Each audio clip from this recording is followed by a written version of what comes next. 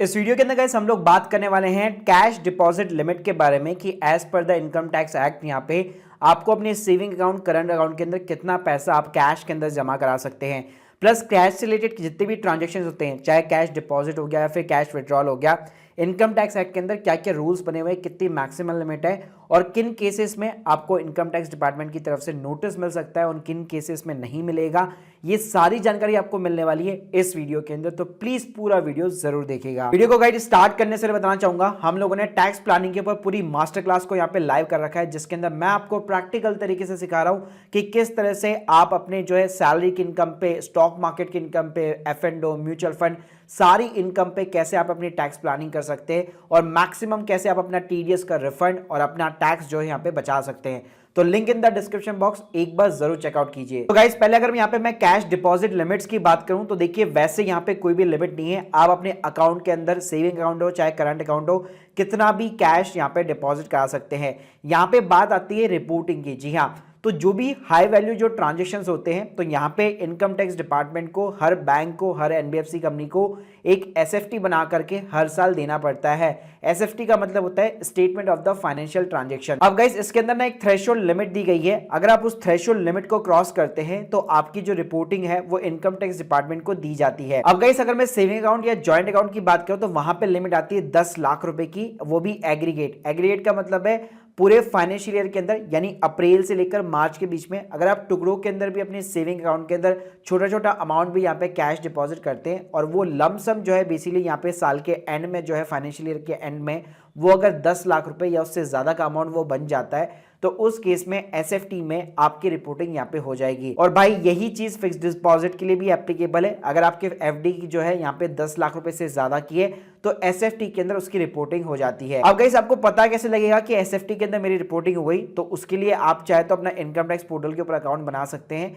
यहाँ पे जैसे आप एआईएस वाले बटन के ऊपर क्लिक करेंगे तो गाइस यहाँ पे आपको टैक्स पेयर इन्फॉर्मेशन समरी मिल जाएगी और यहाँ पे आप अपना फाइनेंशियल ईयर सेलेक्ट कीजिए और उसके अंदर आपको सारी डिटेल्स मिल जाती है। इवन बैंक का अगर छोटा सा इंटरेस्ट भी हुआ तो वो भी यहाँ पे आपको अपने पैन कार्ड के अगेंस्ट में दिखाई देगा। और कैश जो डिपॉजिट है अगर 10 लाख से ज्यादा का अमाउंट हुआ तो उस केस में यहाँ पे आपको अलग से यहाँ पे लाइन मिल जाएगी जिसके अंदर आपका जितना भी कैश डिपॉजिट जो आपने अमाउंट किया हुआ है वो एग्जैक्टली आपको दिखाएगा। इसके अलावा जो लोग बिजनेस रन करते हैं, चाहे प्रोप्राइटर है या वो एक बड़ा बिजनेस रन कर रहे हैं, तो आपका जो करंट अकाउंट है उसके अंदर ये लिमिट जो है 50 लाख रुपए की है। तो अगर आप कैश डिपॉजिट या विड्रॉल भी कर रहे हैं और मान लीजिए 50 लाख रुपए एग्रीगेट यहाँ पे पूरे साल भर के अंदर एक्सीड कर जाता है तो उस केस में भी आपकी यहाँ पे जो एएस के अंदर सिंपली तरीके से रिपोर्टिंग हो जाती है। अब गाइस बात करते हैं कि किन केसेस में आपको इनकम टैक्स डिपार्टमेंट की तरफ से इस टाइप के ट्रांजैक्शन पे नोटिस नहीं मिलेगा। तो देखिए अगर आपने प्रॉपर्ली अपनी इनकम जो है डिक्लेयर कर रखी है आईटीआर के अंदर, यानी आप जो कैश डिपॉजिट करा रहे हैं उसका सोर्स ऑफ जो इनकम है वो अगर आपने अपनी आईटीआर के अंदर दिखा रखा है तो बिल्कुल भी घबराने की जरूरत नहीं है। साथ में अगर आपकी इनकम मान लीजिए टैक्सेबल नहीं है, मान लीजिए आप एक फार्मर है या फिर लेट सपोज आपकी जो पूरे साल भर में टोटल इनकम है वो बेसिक एग्जम्पशन लिमिट 2.5 लाख के नीचे है, मान लीजिए आप पिछले 5 साल से सेविंग कर रहे हैं और आपके पास में एक मोटा चौड़ा अमाउंट हो चुका है, 10-15 लाख रुपए हो चुके हैं, लेकिन हर साल ही आपकी जो टोटल इनकम है वो 2.5 लाख से नीचे आती है क्योंकि इसलिए आप आईटीआर वगैरह भी फाइल नहीं करते, तो उस केस में भी घबराने की बिल्कुल जरूरत नहीं है। आपको कोई भी जो है इनकम टैक्स डिपार्टमेंट की तरफ से नोटिस नहीं मिलता है और अगर मिलता भी है तो आपके पास में प्रॉपर यहाँ पे जस्टिफिकेशन है। लेकिन लेट सपोज अगर आप एक बिजनेस चला रहे हैं या अगर एक सैलरी एम्प्लॉयज भी है और लेट सपोज कोई अदर इनकम भी आती है, अगर आपकी टैक्सेबल इनकम भी है, आपकी मान लीजिए बेसिक एडमिशन लिमिट से ज़्यादा की इनकम है, आईटीआर भी फाइल नहीं करते और इस टाइप के अगर आपके ट्रांजेक्शन है, यानी कि अगर आपने अंडर रिपोर्टिंग कर रखी है, मिस रिपोर्टिंग कर रखी है, तो डेफिनेटली आपको इनकम टैक्स का नोटिस मिल सकता है। और अगर मैं पेनल्टी की बात करूं तो ये 50% से लेकर 200% तक भी जा सकती है। इस बात करते ये तो बात हो गई कैश यहाँ पे डिपॉजिट की, लेकिन उसके अलावा भी बहुत सारे कैश के ट्रांजेक्शन होते हैं जिसमें इनकम टैक्स डिपार्टमेंट आपको जो है यहाँ पे लिमिट्स वगैरह बता रखी है। अगर आप किसी भी लोन के लिए या डिपॉजिट के लिए कहीं से भी पैसा किसी पर्सन के थ्रू यहाँ पे एक्सेप्ट करते हैं, मान लीजिए अगर आप अपने फ्रेंड से एक्सेप्ट कर रहे हैं, आपने प्रॉपर्टी बेची उसके अगेंस्ट में अगर आप पैसा एक्सेप्ट कर रहे हैं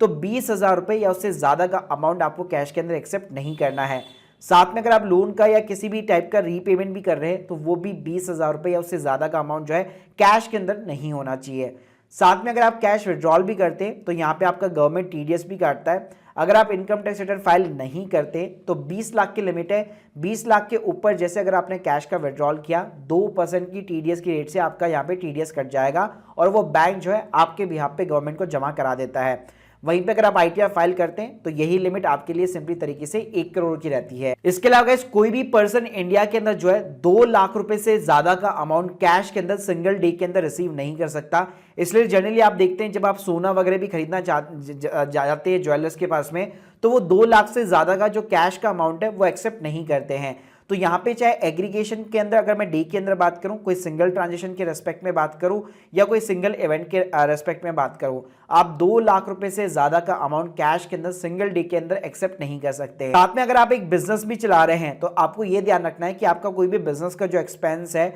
वो 10,000 रुपए से ज्यादा कैश के अंदर सिंगल डे के अंदर नहीं होना चाहिए। अगर ऐसा होता भी है तो आपका जो एक्सपेंस है वो डिसअलाउ हो जाता है इनकम टैक्स के अंदर और उसके ऊपर भी भाई आपको टैक्स पे करना पड़ सकता है। साथ में कहीं पे अगर आप डोनेशन दे रहे हैं किसी चैरिटेबल ट्रस्ट के अंदर, एनजीओ के अंदर, तो वहां पे भी ध्यान रखिएगा आपको 2,000 रुपए से ज्यादा कैश के अंदर डोनेशन नहीं देना है। अगर आप देना चाहते हैं तो डिजिटल वे के अंदर दीजिए, क्योंकि इनकम टैक्स में भी एटीजी के अंदर जो आपको रिडक्शन मिलती है वो केवल तभी मिलेगी जब आप यूपीआई या नेट बैंकिंग या किसी भी डिजिटल मोड के थ्रू 2,000 रुपए से ज्यादा का डोनेशन करेंगे। अगर 2,000 के नीचे तो आप डेफिनेटली कैश के अंदर कंसिडर कर सकते हो। तो गाइस आपको ओवरऑल अगर मैं समराइज करना चाहूं तो चाहे कैश विड्रॉल की बात आती है या फिर कैश डिपॉजिट की आती है, दोनों के अंदर ही आपको इनकम टैक्स की ये लिमिट्स ध्यान में रखनी है। आप बिंदास कितना भी पैसा जो है डिपॉजिट कर सकते हैं, विड्रॉल कर सकते हैं, कोई दिक्कत नहीं है। बस आपको प्रॉपर जो है अपनी इनकम टैक्स रिटर्न के अंदर इनको डिस्क्लोज करना होगा। और अगर आप लीगली वे में टैक्स बचाना चाहते हैं तो link in the description box हमारी टैक्स प्लानिंग मास्टर क्लास को जरूर चेकआउट कीजिए। Thank you guys, thank you very much.